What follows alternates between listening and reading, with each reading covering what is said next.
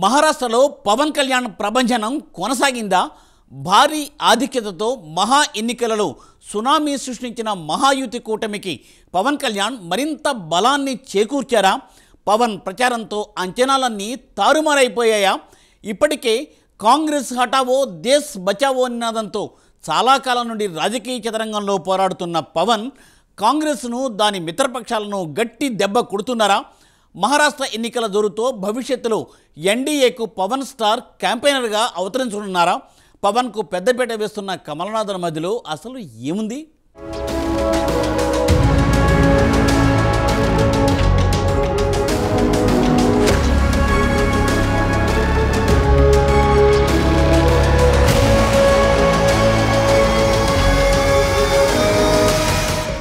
పవన్ కళ్యాణ్ ఈ పేరు వింటే ఎవరికైనా పూనకం వచ్చేస్తుంది. ఎందుకంటే ఒక సినిమా హీరోగా మాత్రమే కాదు, ఒక మానవతావాదిగా, డబ్బుపై ఆశ లేనివాడిగా సంపాదించిన మొత్తం సమాజానికి సేవ చేసేందుకే వెచ్చించే వ్యక్తిత్వం శత్రువులకు సైతం నచ్చుతుంది. అందుకే ప్రపంచంలోనే యువతలో అత్యధిక ఫాలోయింగ్ ఉన్న వ్యక్తిగా పవన్ కళ్యాణ్ నిలిచిపోయారు. పవనిజం అంటే అదొక మతం అన్నట్లుగా యువతలో పవన్ పై అంతులేని అభిమానం ఉంది. సాధారణంగా ఏ సినిమా హీరోను ప్రపంచంలో ఇంతగా ఆరాధించడం అనేది ఎక్కడా చూసి ఉండం. సినిమాలలో నటించే నటులకు అభిమానులు మాత్రమే ఉంటారేమో, కానీ పవన్ కళ్యాణ్ అంటే ప్రాణమిచ్చే వాళ్ళు ఉన్నారు. అదే పవన్ ప్రత్యేకత. పవన్ గొప్పతనం తెలుసు కాబట్టే కమలనాథులు సేనానికి ఫిదా అయిపోయారు. ఇప్పటికే ఎన్డీఏ కూటమిలో ఉన్న పవన్ ను గట్టిగా ప్రొజెక్ట్ చేస్తోంది కేంద్ర బీజేపీ. ఎందుకంటే మొదటి నుంచి బీజేపీ సిద్ధాంతాలకు, బీజేపీ ఆశయాలకు చిహ్నం అన్నట్లుగా పవన్ మెలుగుతూ వస్తున్నారు. ఎందుకంటే హిందూ సాంప్రదాయాలను ఆచరిస్తూ పవన్ దీక్షలు, మాలలు, అదేవిధంగా పూజలు, ఇలా సనాతనవాదులకు బాగా దగ్గరయ్యారు. ముఖ్యంగా తిరుపతి కల్తీ నెయ్యి వ్యవహారంలో పవన్ స్పందించిన తీరు దేశవ్యాప్తంగా వైరల్ అయింది. భారతదేశంలోని హిందూ సాంప్రదాయవాదులకు, సనాతన ధర్మవాదులకు పవన్ రియాక్ట్ అయిన తీరు బాగా కనెక్ట్ అయ్యింది. కల్తీ నెయ్యి వ్యవహారంలో పవన్ దీక్ష పాటించడం, తిరుపతిలో వారాహి సభ పెట్టి హిందీ, ఇంగ్లీష్లో స్పీచ్ ఇవ్వడం, దానిని బీజేపీ వర్గాలు జాతీయ స్థాయిలో ప్రొజెక్ట్ చేయడం, జాతీయ మీడియా సైతం దాన్ని చూపించడంతో దేశవ్యాప్తంగా పవన్ కళ్యాణ్ బాగా ఫోకస్ అయ్యారు. నిజానికి టాప్ హీరోగా అనేక భాషల్లో పవన్ సినిమాలు రిలీజ్ అవుతూ ఉంటాయి. దేశ ప్రజలకు పవన్ గురించి ప్రత్యేకంగా పరిచయం అక్కర్లేదు.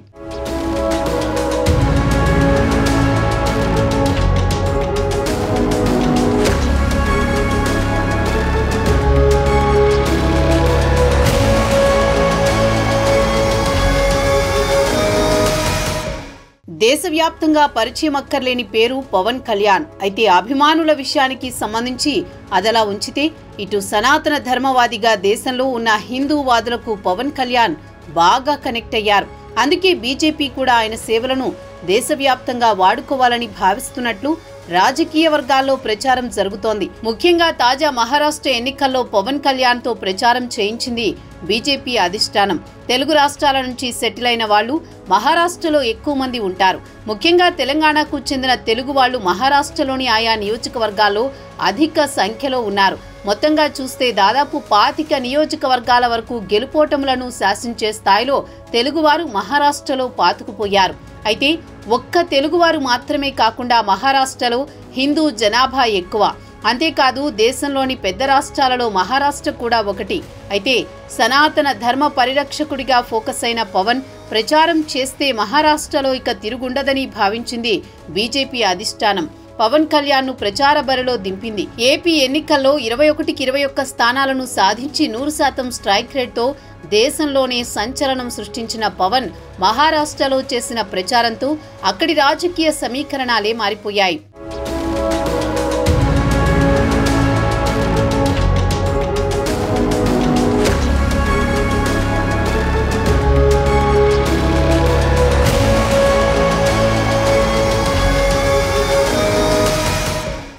మహాప్రభంజనంతో ఇదంతా పవన్ కళ్యాణ్ మేనియా అని, పవన్ సునామీ అని దేశవ్యాప్తంగా రాజకీయ వర్గాల్లో చర్చ జరుగుతోంది.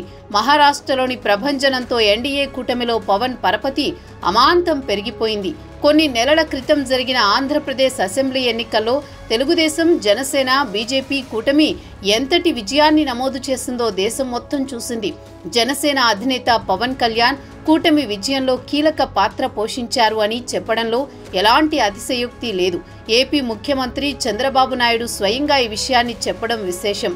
అయితే ఎన్డీఏ కూటమిలో కీలక నేతగా ఎదుగుతున్న పవన్ కళ్యాణ్కు బీజేపీ హైకమాండ్ కీలక బాధ్యతలు అప్పగించింది.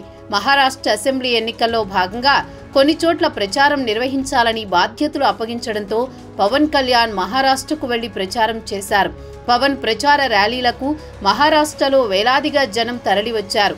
అయితే పవన్ ర్యాలీలకు వచ్చిన జనాన్ని చూసి ఇది మహారాష్ట్రనా, ఆంధ్రప్రదేశ్నా అన్నంత ఆశ్చర్యం వేసింది.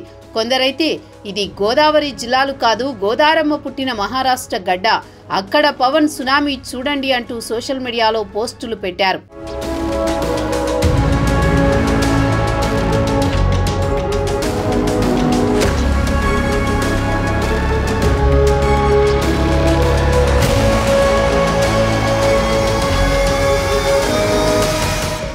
ప్రచారంలో భాగంగా వివిధ ప్రాంతాల్లో నిర్వహించిన బహిరంగ సభల్లో ప్రసంగించారు పవన్. సనాతన ధర్మాన్ని రక్షించాలని, బీజేపీ కూటమి అభ్యర్థులను గెలిపించాలని ఈ సందర్భంగా మహారాష్ట్ర ప్రజలకు పవన్ కళ్యాణ్ విజ్ఞప్తి చేశారు. మహారాష్ట్ర ఎన్నికల ప్రచారంలో ముమ్మరంగా పాల్గొన్న పవన్ కళ్యాణ్ అక్కడి తెలుగు ఓటర్లను మహాయుతి కూటమికి ఓట్లు వేసే ప్రయత్నాల్లో సఫలమయ్యారు. పూణే కంటోన్మెంట్, బల్లార్పూర్, షోలాపూర్, డెత్లూర్, లాతూర్ రూరల్, హదప్సర్, కస్బాపేత్ ప్రాంతాల్లో పవన్ కళ్యాణ్ ఎన్నికల ప్రచారాన్ని నిర్వహించారు. పవన్ మహా సునామీతో ఆంధ్రప్రదేశ్ డిప్యూటీ సీఎం పరపతి కేవలం తెలుగు రాష్ట్రాలకే పరిమితం కాలేదు, దేశవ్యాప్తమైంది అంటున్నారు విశ్లేషకులు. సనాతన ధర్మ పరిరక్షణ కోసం నడుం బిగించిన నేతగా దేశవ్యాప్తంగా మెజారిటీ హిందువులకు చేరువయ్యాడు. అంతేకాదు వేరే మతస్థులకు ఏదైనా ప్రాబ్లం వస్తే తానే ముందుండి పోరాడుతానన్న పవన్ కళ్యాణ్ వ్యాఖ్యలకు మంచి క్రేజ్ ఏర్పడింది. ఇక తిరుమల లడ్డూ వ్యవహారంతో పాటు సనాతన ధర్మ పరిరక్షకుడిగా పవన్ కళ్యాణ్కు దేశవ్యాప్తంగా ఫ్యాన్స్ ఏర్పడ్డారు. అంతేకాదు మరికొందరైతే ఎన్డీఏ తరపు ముక్క అని, ఎన్డీఏ నేషనల్ స్టార్ క్యాంపెయినర్స్ అని, దక్షిణాది యోగి పవన్ కళ్యాణ్ అని ఎవరికి తోచిన విధంగా వారు అభివర్ణిస్తున్నారు.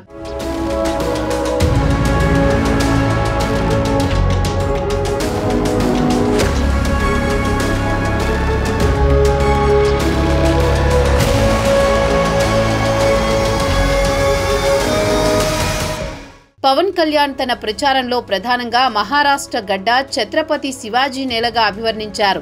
మరాఠా ప్రజల భవిష్యత్తు కావాలంటే బీజేపీకి మద్దతుగా నిలవాలని పిలుపునిచ్చారు. తనకు బాలాసాహెబ్ ఠాక్రేపై ఉన్న అభిమానం చాటుకున్నారు. శివసేన, జనసేన మధ్య సారూప్యత వివరించారు. ఎంఐఎం పైన విమర్శలు చేశారు.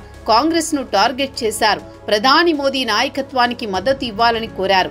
ఇప్పుడు పవన్ ప్రచారం చేసిన ప్రాంతాల్లో ఫలితాల సరళిని జన సైనికులు ఆసక్తిగా గమనిస్తున్నారు. అటు బీజేపీ నాయకత్వం సైతం పవన్ ప్రచారం చేసిన ప్రాంతాల్లో వచ్చిన ఫలితాలపై ఆసక్తిగా పరిశీలిస్తోంది.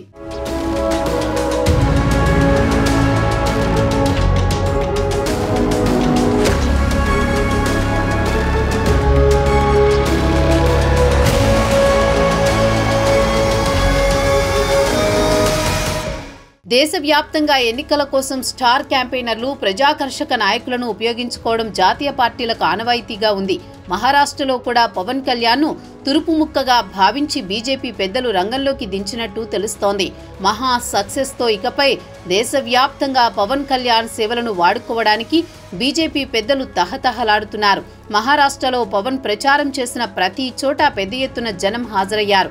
ఎన్నికల సమయంలో జన సమీకరణ చేస్తారు, కానీ పవన్ కళ్యాణ్ వస్తున్నారంటే ఆ బాధ్యత చాలా వరకు తగ్గిపోతుంది. తెలుగు రాష్ట్రాల్లోనే కాదు, మహారాష్ట్రలో కూడా వర్తిస్తుంది. ఊరి పేర్లు కూడా ఎప్పుడూ వినని ప్రాంతాల్లో జరిగిన బహిరంగ సభలకు జనం పెద్ద ఎత్తున తరలివచ్చారు.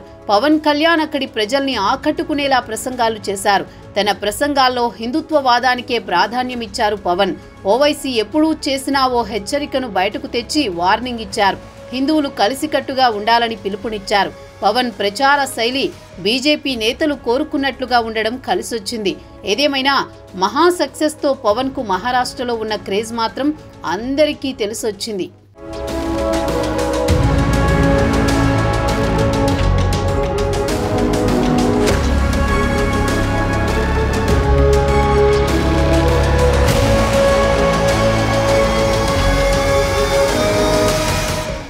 కాషాయ ఎజెండాతో పురుడు పోసుకున్న పార్టీ భారతీయ జనతా పార్టీ 2 సీట్లతో మొదలై దేశంలోనే నేడు అత్యంత బలమైన పార్టీగా ఎదిగింది బీజేపీ. ప్రస్తుతం వరుసగా 3 పర్యాయాలు అధికారంలోకి వచ్చి రికార్డు సృష్టించింది. పవన్ కళ్యాణ్ కూడా తొలి ప్రయత్నంలో అనుకున్న ఫలితాలను సాధించలేకపోయినా మలి ప్రయత్నంలో మాత్రం 100కి 100% స్ట్రైక్ రేట్తో దేశంలోనే సరికొత్త రికార్డును సృష్టించారు. పవన్ భావజాలం, బీజేపీ భావజాలం ఒక్కటే. నమ్మకమైన మిత్రుడు కూడా కావడంతో పవన్ కళ్యాణ్ కోసం బీజేపీ పెద్దలు ఏం చేయడానికైనా సిద్ధంగా ఉన్నారట. అసలు ఎందుకు పవన్కు బీజేపీ ఇంత ప్రాధాన్యతనిస్తోంది? దేశవ్యాప్తంగా ఎన్డీఏ కూటమిలో చాలా పేరున్న నాయకులు చాలామందే ఉన్నా పవన్ కళ్యాణ్కు మాత్రమే కమల్నాథులు ఎందుకు పెద్దపీట వేస్తున్నారు? ఈ విషయాలన్నీ షార్ట్ బ్రేక్ తర్వాత తెలుసుకుందాం.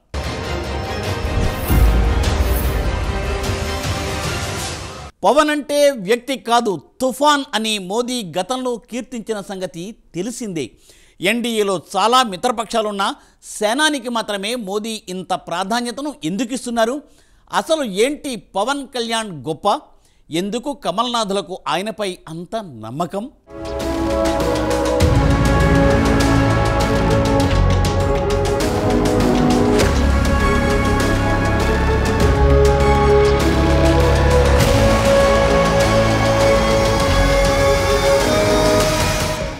ఏపీలో ప్రభంజనం సృష్టించిన కూటమి అధికారంలోకి వచ్చింది. ఏపీలో అధికారంలోకి రావడం మాత్రమే కాదు, కేంద్రంలో అధికారంలోకి రావడానికి కూడా ఏపీ ఎంపీలే కారణమయ్యారు. ముఖ్యంగా పవన్ కళ్యాణ్ ఏర్పాటు చేసిన కూటమి కేంద్రంలోనూ రాష్ట్రంలోనూ అధికారంలోకి రావడానికి కారణమయ్యింది. దీంతో పవన్ కళ్యాణ్ పేరు దేశవ్యాప్తంగా మారుమ్రోగిపోయింది. మోదీకి సైతం పవన్ కళ్యాణ్ అంటే ప్రత్యేకమైన అభిమానం. పలు సభల్లో సైతం పవన్ కళ్యాణ్ను తుఫాన్గా వర్ణించారు మోదీ. అంతేకాదు, పవన్ కనిపిస్తే చాలు మోదీ ఫేస్లో ఏదో తన్మయత్వం. వెంటనే కరచాలనం చేసుకుని పవన్ కళ్యాణ్ను ఆలింగనం చేసుకుంటారు మోదీ. దీన్ని బట్టి అర్థం చేసుకోవచ్చు పవన్ కళ్యాణ్ అంటే మోదీకి ఎంత ఇష్టమో అన్నది.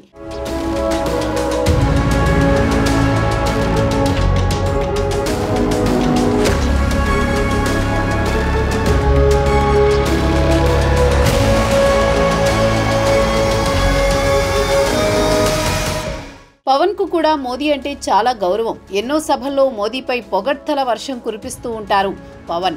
ఈ దేశం సుభిక్షంగా ఉండాలన్నా, అభివృద్ధి జరగాలన్నా అది మోదీతోనే సాధ్యమని ఇప్పటికే పలుమార్లు తేల్చి చెప్పారు జనసేనాని.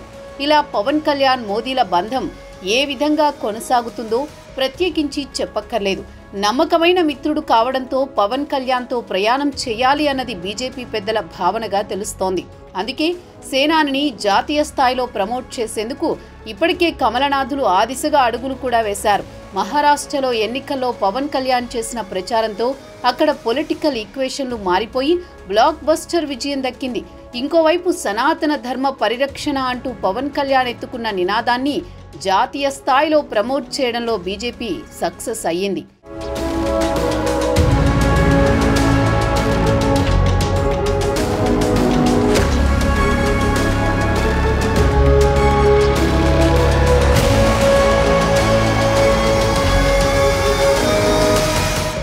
సాధారణంగా మిత్రపక్షాలు అనగానే ఎన్నికల్లో సీట్ల దగ్గర గొడవలు జరుగుతూ ఉంటాయి. మాకే ఎక్కువ సీట్లు కావాలి, మాకే ఎక్కువ సీట్లు కావాలి అంటూ ఏ 2 మిత్రపక్షాలైనా పోటీ పడతాయి.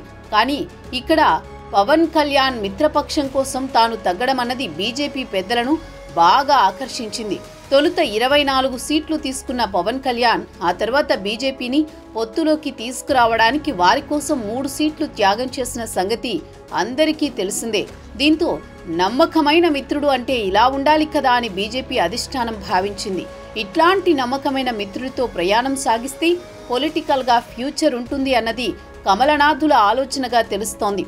అందుకే దేశ స్థాయిలో పవన్ కళ్యాణ్ను ప్రొజెక్ట్ చేస్తూ వస్తోంది బీజేపీ అధిష్టానం.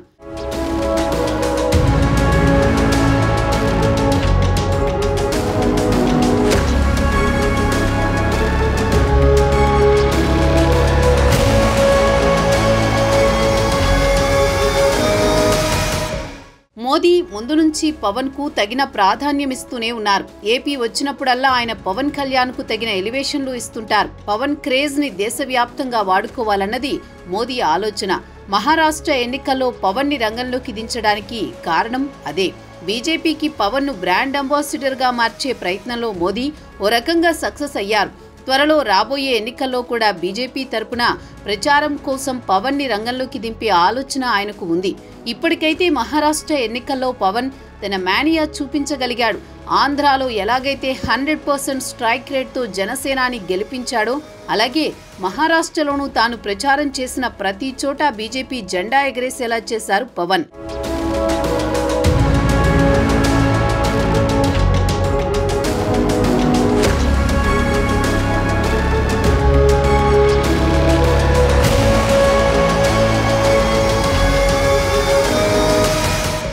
పవన్ కళ్యాణ్ తొలి నుంచి కాంగ్రెస్ పార్టీకి వ్యతిరేకంగా ఉంటూ వస్తున్నారు. ఎందుకంటే ఈ దేశంలో కుంభకోణాలు గాని, బాంబు బ్లాస్టింగులు గాని, టెర్రరిస్టుల దాడులు గాని ఎక్కువగా కాంగ్రెస్ హయాంలోనే జరిగాయని ఎక్కువగా వినబడే విమర్శ.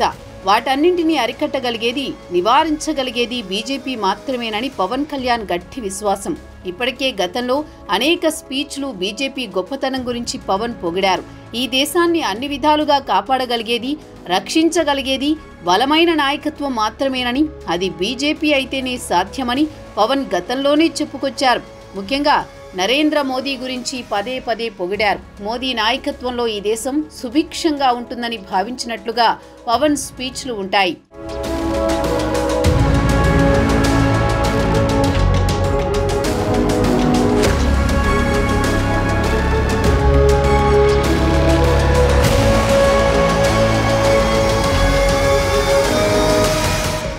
రెండు 2014లో జనసేన పార్టీ స్థాపించిన సభలోనే కాంగ్రెస్ హటావో దేశ్ బచావో అంటూ నినదించిన సంగతి అందరికీ తెలిసిందే.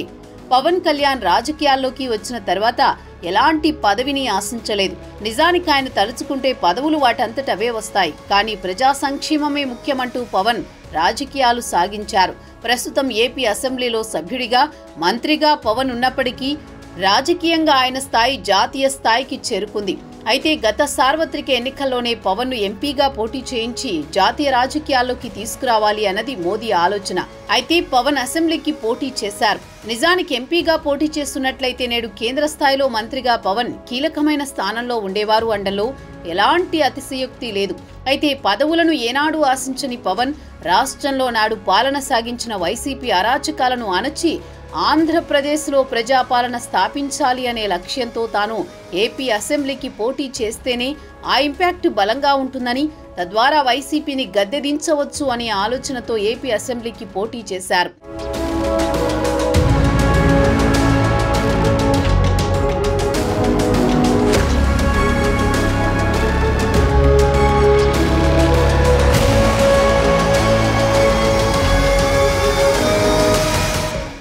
జనసేన పార్టీని పెట్టినప్పుడు పవన్ కళ్యాణ్ తన ప్రధాన లక్ష్యాలేమిటో స్పష్టం చేశారు. ప్రభుత్వ పనితీరును, వ్యవస్థలలో అవినీతిని ప్రశ్నించడం, ప్రజల ప్రాథమిక హక్కులను పరిరక్షించడం జనసేన సిద్ధాంతాలుగా ప్రచారం చేశారు.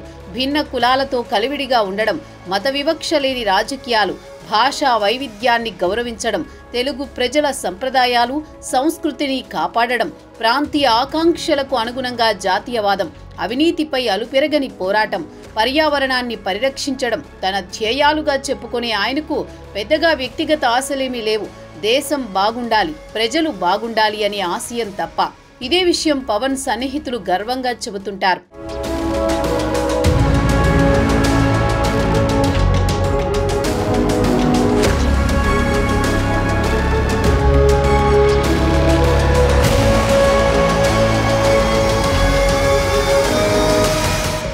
కొందరు ఎంత ఎత్తు ఎదిగినా తగ్గే ఉంటారు. అది భారతీయ సమాజంలోనే ఉంది. పవన్ కళ్యాణ్ కూడా ఆ మాదిరే తన పార్టీకి వచ్చిన సీట్లను తగ్గించుకుని వాటిని బీజేపీకి ఇచ్చి తాను పదే పదే చెప్పే తనని తాను తగ్గించుకున్నవాడు హెచ్చింపబడును అనే బైబిల్ సూక్తిని పాటించారు. తన ప్రచార రథానికి వారాహి పేరు పెట్టుకున్నారు. జానీ అనే సినిమా తీసి తన సినిమాకు జానీ అనే పేరు పెట్టడం ద్వారా ముస్లింలకు దగ్గర వ్యక్తినని చెప్పకనే చెప్పారు. ఇలా 3 మతాలకు సంబంధించిన ప్రజలందరినీ పవన్ సమానంగా గౌరవిస్తారు. ఈ విషయం అందరికీ తెలిసిందే. అందుకే పవన్ అంటే కులాలకు, మతాలకు అతీతంగా ప్రజలందరికీ అభిమాన పాత్రుడయ్యారు.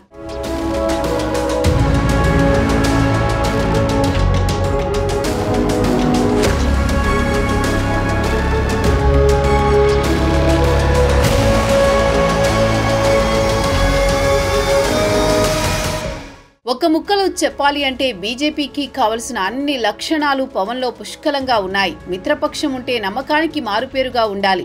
తాను తీసుకున్న సీట్లను బీజేపీకి త్యాగం చేసి నమ్మకస్తుడు అని నిరూపించి బీజేపీ పెద్దల గుండెలను దోచుకున్నాడు పవన్. దేశవ్యాప్తంగా పాపులర్ అయిన వ్యక్తి అయి ఉండాలి. పవన్ నటించిన అనేక సినిమాలు భారతీయ భాషలో రిలీజ్ అయి దేశ ప్రజలందరికీ పవన్ సుపరిచితమయ్యారు. ఇంకోవైపు సనాతనవాది అయి ఉండాలి. ఈ విషయంలో పవన్ ఎంతో ముందున్నారు. నిత్యం సనాతనంగా దర్శనమిస్తూ ఉంటారు. ఇలా బీజేపీకి కావలసిన ముఖ్యమైన అన్ని పవన్లో ఉన్నాయి. దీంతో ఆయనను దేశవ్యాప్తంగా ప్రొజెక్ట్ చేసి ఎన్డీఏ తురుపు ముక్కగా తయారు చేయాలి అనేది కమలనాథుల ఆలోచనగా తెలుస్తోంది. ఆ దిశగా వారు ఇప్పటికే అడుగులు వేశారు. జరుగుతున్న పరిణామాలను బట్టి చూస్తే భవిష్యత్తులో ఎన్డీఏకు నేషనల్ స్టార్ క్యాంపెయినర్గా పవన్ కీలకంగా మారడం ఖాయమని రాజకీయ వర్గాల్లో టాక్ వినిపిస్తోంది.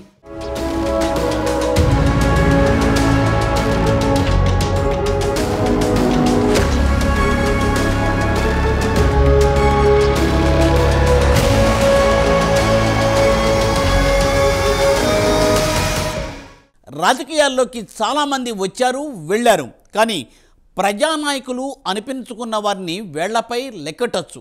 రాజకీయాల్లోకి వచ్చి ఒక్కసారి ఎమ్మెల్యేనో ఎంపీనో అయితే వేల కోట్ల రూపాయలు వెనకేసుకుంటున్న ఈనాటి రాజకీయాలలో ప్రజల కోసం కోట్ల రూపాయల ఆదాయాన్ని, లగ్జరీ లైఫ్ను త్యాగం చేసిన రియల్ హీరో పవన్ కళ్యాణ్. ఆయన నిజాయితీ, పాలనలో తీసుకొస్తున్న మార్పులు, సనాతన ధర్మం కోసం చేస్తున్న పోరాటం బీజేపీ పెద్దలకు పవన్ అంటే అత్యంత ఆప్తునిగా చేశాయి. మరి మున్ముందు ఎన్డీఏతో పవన్ కళ్యాణ్ ప్రయాణం ఎలా సాగనుందో వేచి చూడాల్సిందే.